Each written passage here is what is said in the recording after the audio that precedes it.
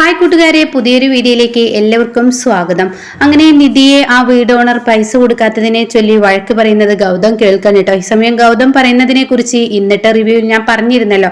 അങ്ങനെ ഗൗതം പറയണേ, എന്റെ ബിസിനസ്സിനും എല്ലാ തുണിനും കൂടി എനിക്ക് 2 കോടി രൂപ കിട്ടുകയാണെങ്കിൽ തീർച്ചയായും നിധി ഞാൻ രക്ഷപ്പെടും. എനിക്കിപ്പോൾ ലോണ് പാസ്സായി എന്നുള്ളത് സത്യം തന്നെ, പക്ഷെ അത് 2 കോടിയൊന്നും കിട്ടത്തില്ലല്ലോ. ഞാൻ എന്ത് ചെയ്യും? അതാണ് ഇപ്പൊ ഞാൻ ആലോചിക്കുന്നത്. നിനക്ക് എന്നോട് വെറുപ്പില്ല എന്നൊക്കെ നിധിയോട് ചോദിക്കുന്നുണ്ട് കേട്ടോ.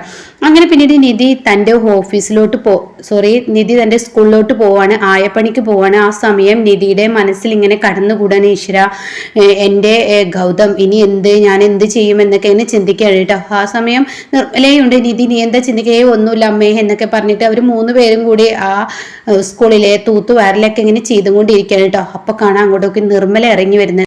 നിർമ്മല ഒരു സൈഡിലോട്ട് തിരിഞ്ഞു നോക്കുമ്പോൾ താൻ കാണുന്ന കാഴ്ച ഒരിക്കലും പ്രതീക്ഷിക്കാനാവാത്ത അവർ വന്നിരിക്കുന്നു. അതായത് വസുന്ധര അങ്ങോട്ടേക്ക് വന്നിരിക്കുന്നു കേട്ടോ. വസുന്ധരയെ കണ്ട നിർമ്മല ഒന്ന് ഞെട്ടിപ്പോവാണ് കേട്ടോ. ഈശ്വര ഇനി എന്ത് ചെയ്യും? ഞാനിവിടെ നിന്ന് മാറി നിൽക്കുകയാണ് ഏറ്റവും നല്ലത്. അവരുടെ കണ്ണുകളിൽ ഞാൻ അകപ്പെടാൻ പാടില്ല എന്ന് തീർച്ചയായും മനസ്സിലാക്കിയും കൊണ്ട് തന്നെ നിർമ്മല അവിടെ നിന്ന് മാറിയിരിക്കുകയാണ് കേട്ടോ. ഇതേ സമയം നിധി ആണെങ്കിലോ ഇവരെ കണ്ട ഉടനെ എന്തിനാണ് ഇപ്പോൾ ഇനി അവർ എൻ്റെ അടുത്തോട്ട് വന്നിരിക്കുന്നത്? എൻ്റെ മനസ്സമാധാനം കളയാനാണാവോ ഈശ്വര എന്നുള്ള ഭാവത്തിൽ ഇങ്ങനെ നിധി നിൽക്കുന്നുണ്ട് കേട്ടോ. ഈ സമയം നിധിക്കൊപ്പം വേറൊരു ആളും ഉണ്ടല്ലോ, ഒരു സ്ത്രീ ഉണ്ടല്ലോ, അവരും ഇങ്ങനെ മാറി നിന്ന് കേൾക്കുകയാണ്. അങ്ങനെ വസുന്ധരയുടെ മുന്നിലോട്ട് നിധി ഇങ്ങനെ അടിച്ചു വരുന്ന സമയമായിരിക്കും കേട്ടോ. അപ്പം നിധി എന്തിനാ വന്നെന്ന് ചോദിക്കാതെ വസുന്ധര ചോദിക്കും, ഞാൻ എന്തിനാ വന്നെന്നായിരിക്കില്ലേ നിൻ്റെ ഈ നോട്ടത്തിൽ എന്ന് പറഞ്ഞ ഉടനെ നിധി പറയണേ, എന്നെ കാണാനാണോ? നിങ്ങൾക്ക് ഈ സ്കൂളിൽ ഒരുപാട് പിടിപാടും കാര്യങ്ങളൊക്കെ ഉള്ളതല്ലേ, അപ്പോൾ ഒരുപക്ഷെ എന്നെ കാണാനാണോ എന്ന് ഞാൻ ചോദിക്കുന്നത് അർത്ഥമില്ലല്ലോ. അത് കേട്ട ഉടനെ നിന്നെ കാണാൻ തന്നെയാടി ഞാൻ വന്നത്. അത് കേൾക്കുന്ന നിധി ചോദിക്കുകയാണ്, എന്തിനാണാവോ എന്നെ കാണാൻ വന്നത്? എന്നെ കാണുന്നെങ്കിൽ നിങ്ങൾ എന്നെ വേദനിപ്പിക്കുകയല്ലാതെ എനിക്ക് സന്തോഷമൊന്നും നൽകില്ലല്ലോ. അത് നീ പറഞ്ഞത് സത്യം തന്നെ, നിന്നെ വേദനിപ്പിക്കാൻ തന്നെയാണ് വന്നത്. പക്ഷേ ഇപ്പോൾ ഞാൻ നിന്നെ കാണാൻ വന്നത് ഒരു നല്ല കാര്യത്തിനാണെന്ന് കൂട്ടിക്കോ. അത് കേട്ട ഉടനെ ഇവരുടെ വായിൽ നിന്ന് ഇങ്ങനെയൊന്നോ എന്ന് നിധി ചിന്തിക്കുന്നു. ആ സമയം നിർമ്മലയും ഈ പറയുന്ന സ്ത്രീയും മാറി നിന്ന് കേൾക്കുന്നുണ്ട് കേട്ടോ. വസുന്ധര എന്ത് പറയുന്നു അതൊക്കെ കേൾക്കുന്നുണ്ട്. ഈ സമയം നിർമ്മല പറയുന്നുണ്ട്, ഈ വസുന്ധര വന്നിരിക്കുന്ന എൻ്റെ നിധിയുടെ മനസ്സ് വേദനിപ്പിക്കുകയാണ്, അതെന്താണ് ആവശ്യം എന്നുള്ള ആ ഭാവത്തിൽ ഇങ്ങനെ നോക്കി നിൽക്കുകയാണ്.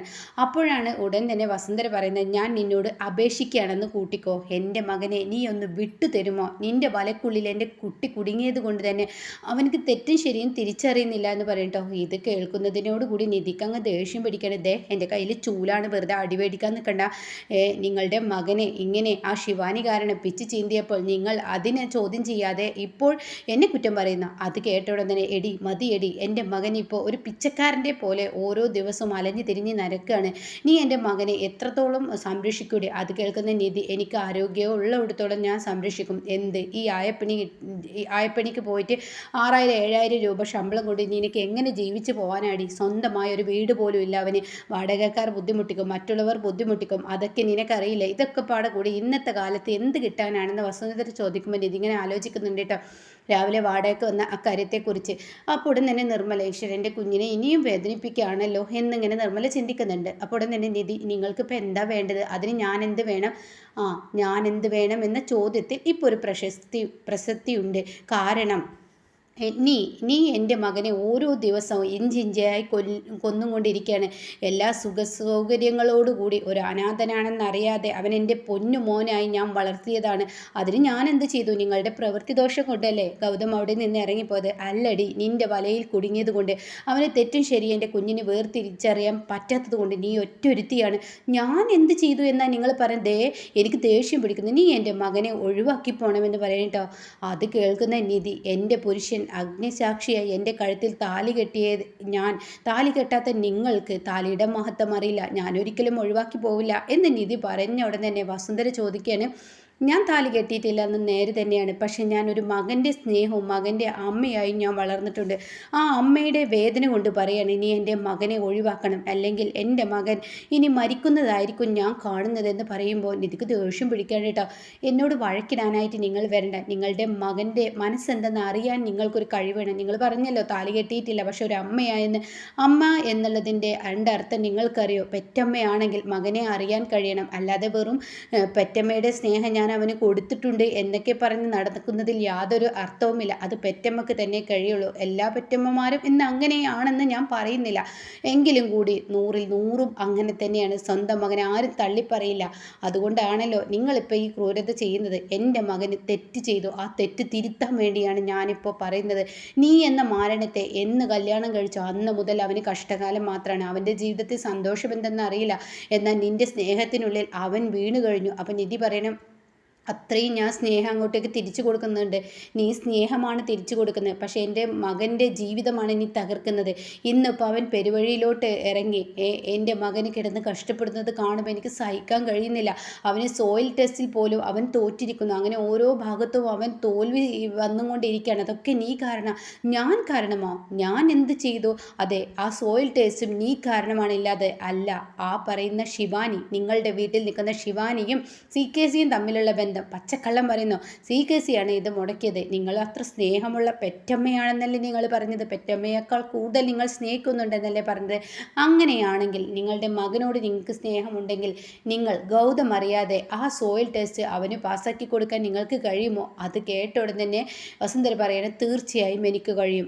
അത് കേട്ടിട്ട് നിധി സന്തോഷിക്കുകയാണ് കേട്ടോ. തീർച്ചയായും അവനെ അത് പാസ്സാക്കി കൊടുക്കാൻ എന്നെ കൊണ്ട് കഴിയും. പക്ഷേ നീ എന്ന മാരണം എൻ്റെ മകൻ്റെ ജീവിതത്തിൽ നിന്ന് പോകണമെന്ന് പറയണം കേട്ടോ. ഇത് കേൾക്കുന്ന നിർമ്മല, ഈശ്വര, എൻ്റെ കുഞ്ഞിപ്പോൾ തകരുമല്ലോ. എൻ്റെ കുഞ്ഞ് അവളുടെ വാക്ക് കേട്ട് ഒരു പക്ഷേ ഇനിയിപ്പോൾ എന്തെങ്കിലും തീരുമാനം എടുക്കുമോ ആ ഒരു പേടിയിൽ ഇങ്ങനെ നിൽക്കണം കേട്ടോ. ഈ സമയം നിധിയുടെ ഉള്ളിൽ കടന്നു പോകുന്നത് ഗൗതം ആ വീട്ടിൽ നിന്നും ഇറങ്ങിയതും പിന്നീട് ഗൗതമിന് ജീവിക്കാൻ പൈസ ഇല്ലാത്തതും ഇവിടെ വാടകക്കാർ വന്നപ്പോൾ ഗൗതം പറഞ്ഞ വാക്കും 2 കോടി ഉണ്ടെങ്കിൽ തനിക്ക് ജീവിതം മുന്നോട്ട് പോവാം, തനിക്ക് ആ ഒരു ബിൽഡിംഗ് നിർമ്മിക്കാൻ തൻ്റെ ജീവിതത്തിലെ ഏറ്റവും വലിയ ആഗ്രഹമാണ്. മറ്റുള്ളവരുടെ സ്വത്തിൽ ജീവിക്കുന്നതിനേക്കാൾ നല്ല സ്വന്തമായി ഞാൻ ബിസിനസ് ഉണ്ടാക്കി കെട്ടിപ്പടുത്ത് ജീവിച്ച ആ ഒരു സ്വപ്നം, അതൊക്കെ നിധിയുടെ ഉള്ളിലൂടെ ഇങ്ങനെ കടന്നു പോകട്ടെ. അപ്പം നിധിക്ക് വേദനയാവണം. എന്താ ഞാൻ പറഞ്ഞതിന് നീ ഒക്കുന്നോ? നീ എൻ്റെ മകനിൽ നിന്ന് വേറിട്ട് പോകുമോ? എങ്കിൽ എൻ്റെ മകൻ സ്വന്തമായി തന്നെ സ്വന്തമായി അവൻ്റെ കാലിൽ നിൽക്കാനുള്ള ആ ഒരു ഇത് ഞാൻ അവനക്ക് കൊടുക്കും. അവനെ അറിയാതെ, അവൻ പോലും അറിയില്ല ഞാനാണ് അവനെ സഹായിച്ചതെന്ന്. എൻ്റെ മകൻ വളർന്നു വലുതാവുന്ന എനിക്കെൻ്റെ ജീവിതത്തിൽ ഏറ്റവും വലുതാണ്. ഈ വസുന്ധരയേക്കാൾ മുന്നിൽ എത്തണമെന്ന് കരുതിയാണ് അവനെ ഇത്രയും കാലം ഞാൻ വളർത്തി വലുതാക്കിയത്. പക്ഷെ നീ എന്ന മാരണം എൻ്റെ മകൻ്റെ കൂടെ കൂടി അന്ന് നശിച്ചു എന്ന് പറയണേട്ടോ. അങ്ങനെ നിധി ഒരു തീരുമാനമെടുക്കുകയാണ്. ഗൗതമിൻ്റെ ജീവിതത്തിൽ നിന്ന് നിധി പോയിക്കോളാം എന്നുള്ള തീരുമാനം വസുന്ധരയ്ക്ക് കൊടുക്കുമ്പോൾ നിർമ്മലയും അതുപോലെ ഈ അമ്മയും കൂടി ഇങ്ങനെ ചിന്തിക്കുന്നുണ്ട്, ഈ നിധി എന്താ ഇത്രയും ബുദ്ധിയില്ലാതായി പോയത്? കെട്ടിയ താലി ഉള്ളവനെ ഒഴിവാക്കുക എന്ന് പറയുന്നത് എന്ന് ശരിയല്ലല്ലോ. അപ്പോൾ തന്നെ വസുന്ധര പറയുന്നത്, ശരി, ഇനി നീ ഈ സ്കൂളിൽ ജോലി ചെയ്യാൻ പാടില്ല.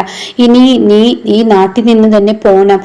എന്നിട്ട് എൻ്റെ മകനെ രക്ഷിക്കണം. നിനക്ക് ഇവിടെ ഒരുപക്ഷെ നിൽക്കുമ്പോൾ ചെറിയ ശമ്പളം കിട്ടും, പക്ഷെ ഞാൻ നിനക്ക് വലിയൊരു ശമ്പളം തന്നെ തരാം. അതിന് ഇത്രയും കാലം നീ പണിയെടുത്താലും എത്താത്ത അത്രയും വലിയ ശമ്പളം തരാം എന്ന് പറഞ്ഞിട്ട് നിധി അവിടെ നിന്നും പറഞ്ഞു വിടുമ്പോൾ നിധി പറയുന്നുണ്ട്, നിങ്ങളുടെ ശമ്പളം ഒന്നും വേണ്ട, എൻ്റെ ഗൗതം ഒന്ന് പച്ചപിടിച്ച് കണ്ടാൽ മതി. അവൻ്റെ വിഷമം എൻ്റെ മനസ്സിൽ വല്ലാതെ മുറിവേറ്റിട്ടുണ്ട്, എനിക്ക് ഒന്നും വേണ്ടെന്ന് പറഞ്ഞിട്ട് നിധി അവിടെ നിന്നും ഇറങ്ങി പോകുന്നുണ്ട് കേട്ടോ. അപ്പൊ എന്തായാലും ഗൗതം ഇനി തിരികെ നിധിയെ കൊണ്ടുവരും. വസുന്ധരക്ക് വീണ്ടും തിരിച്ചടി കൊടുക്കുകയാണ്. അങ്ങനെ എൻ്റെ നിധിയെ ഒഴിവാക്കാൻ പറ്റില്ല എന്ന് വസുന്ധര മുഖത്തടിച്ച് പറയുന്നൊക്കെ ഉണ്ട് കേട്ടോ. അപ്പൊ ഇങ്ങനെയാണ് ഇനി നെക്സ്റ്റ് എപ്പിസോഡിൽ വരാനിരിക്കുന്നത്.